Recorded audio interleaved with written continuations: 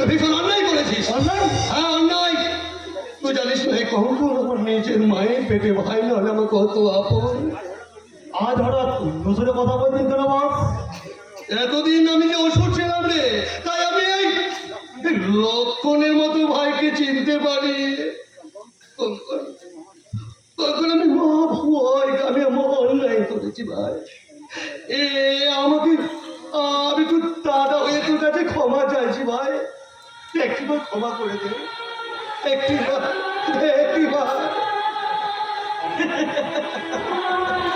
হিংস্র হয় না দু চোখে আজ কুমিরের অস্ত্র, শয়তানের মুখে অমৃতের বাণী। না বলবো না, না রে, আমার জীবনে আমার জীবন নিয়ে আর তুমি কত রসিকতা করবে দাদা? আমি তো তোমাকে বহুবার বলেছি আমার এই মূল্যহীন জীবনটার প্রতি আমার আর কোনো মোহ নেই। দয়া করে তুমি আমার এই প্রাণটা দিয়ে আমাকে মুক্তি দাও, মুক্তি দাও। না বলবো না, কথা বলিস না ভাই। তুই ছাড়া পৃথিবীতে আমার কি আছে বল? যদি বা একটা আমার বোন ছিল, তাকেও তুমি গলা টেনে মেরেছিস।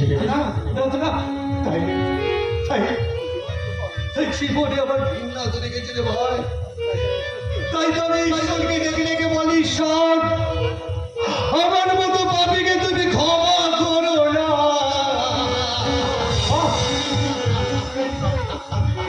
ঈশ্বরের বিচারেতে শাস্তি তুমি পাবে দাদা। আমি তো তাই চাই কঙ্কন, তোর হাতেই হবে আমার সব থেকে চরম শাস্তি। দাদা ঠিক ঠিক আমি যেমন ময়নার গলাটিকে আমি দুটো হাতে ধরে চিপে ধরেছিলাম, তুই তুই তুই তোর হাত দিয়ে আমার এই গলাটা চিপে ধর ভাই। জীবনটাকে শেষ করে দে, শেষ করে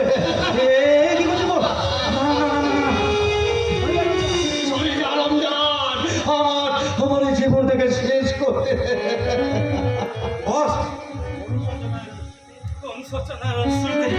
আজ তোমার সমস্ত পাপ ধুয়ে গেছে দাদা।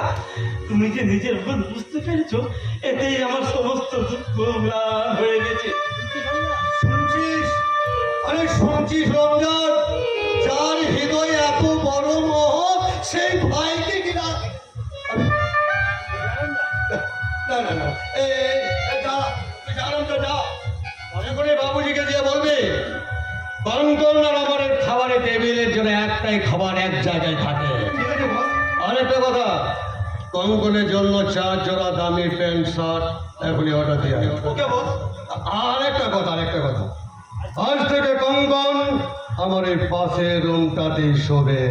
ওকে যা।